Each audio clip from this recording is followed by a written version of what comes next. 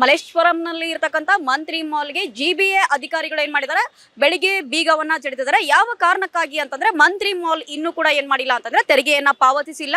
ಎಷ್ಟಿದೆ ತೆರಿಗೆ ಅಂತ ನೋಡೋದಕ್ಕೆ ಹೋದ್ರೆ 3,81,460 ಏನಾಗಿದೆ ಅಂತಂದ್ರೆ ತೆರಿಗೆಯನ್ನ ಇವ್ರು ಏನ್ ಮಾಡಿದ್ದಾರೆ, ಉಳಿಸ್ಕೊಂಡಿದ್ದಾರೆ. ಆ ತೆರಿಗೆಯನ್ನ ಕಟ್ಟಲೇ ಇಲ್ಲದ ಕಾರಣಕ್ಕಾಗಿ ಏನ್ ಮಾಡಿದ್ದಾರೆ, ಇವತ್ತು ಬೆಳ್ಳಂಬೆಳಗ್ಗೆ ಜಿಬಿಎ ಅಧಿಕಾರಿಗಳು ಈ ಒಂದು ಮಾಲ್ ಅನ್ನ ಏನ್ ಮಾಡಿದ್ದಾರೆ ಅಂತಂದ್ರೆ ಲಾಕ್ ಮಾಡಿದ್ದಾರೆ. ಕಾಣಿಸ್ತಿರ್ಬೋದು ನಿಮ್ಗೆ ದೃಶ್ಯಾವಳಿಗಳಲ್ಲಿ ಯಾವ ತರನಾಗಿ ಜನರು ಏನ್ ಮಾಡಿದ್ದಾರೆ ಅಂತಂದ್ರೆ ಇಲ್ಲಿ ಮುಗಿ ಬಿದ್ದಿರೋದು.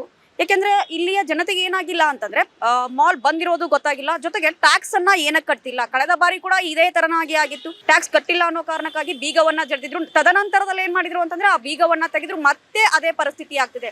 ಇದೊಂಥರ ಆಟ ಆಗ್ತಿದೆಯೋ ಏನೋ ಗೊತ್ತಿಲ್ಲ. ಯಾಕಂದ್ರೆ ಸಂಪೂರ್ಣವಾಗಿ ಒಂದು ಟ್ಯಾಕ್ಸ್ ಕಟ್ಟಿ ಆಮೇಲೆ ಮಂತ್ರಿ ಮಾಲ್ನ ಓಪನ್ ಮಾಡಿಸ್ಬೋದಾಗಿತ್ತು. ತದನಂತರ ಕೆಲವೊಂದಿಷ್ಟು ವೇಳೆ ಏನ್ ಮಾಡ್ತಾರೆ ಅಂತಂದ್ರೆ ಮಾಲ್ಗೆ ಬೀಗ ಹಾಕೋದು, ಆಮೇಲೆ ತೆಗೆಯೋದು. ಇಲ್ಲಿ ಏನೋ ಒಂಥರ ಆಟದ ಸಂದರ್ಭ ನಡೀತಿದೆ. ಅಂದ್ರೆ ಆಟ ಆಡ್ತಿದ್ದಾರೆ ಏನೋ ಅನ್ನುವ ಪರಿಸ್ಥಿತಿಯಲ್ಲಿ ಏನಾಗಿದೆ ಅಂತಂದ್ರೆ ಮಂತ್ರಿ ಮಾಲ್ನ ಕಥೆಯಾಗಿದೆ.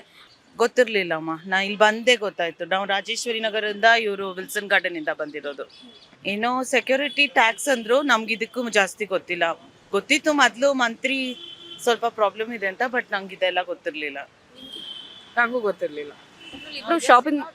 ಶಾಪಿಂಗ್ ಅಂತ ಬಂದ್ವಿ ಅಷ್ಟೇ. ಸೊ ಇವಾಗ ಗೊತ್ತಾಯ್ತು. ಟಿವಿ ಅದೇನೋ ನೋಡಿರ್ಲಿಲ್ಲ. ಇಲ್ಲ, ನೋಡಿರ್ಲಿಲ್ಲ.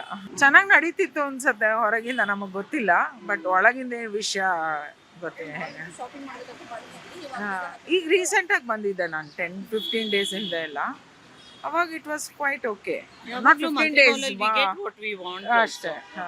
ನಮ್ಮ ವಿಜಯವಾಹಿನಿ ನ್ಯೂಸ್ ಚಾನೆಲ್ನಲ್ಲಿ ಪ್ರಮೋಷನ್, ಜಾಹೀರಾತು, ಅಡ್ವರ್ಟೈಸ್ಮೆಂಟ್ ನೀಡಲು ಸಂಪರ್ಕಿಸಿ 9535808456.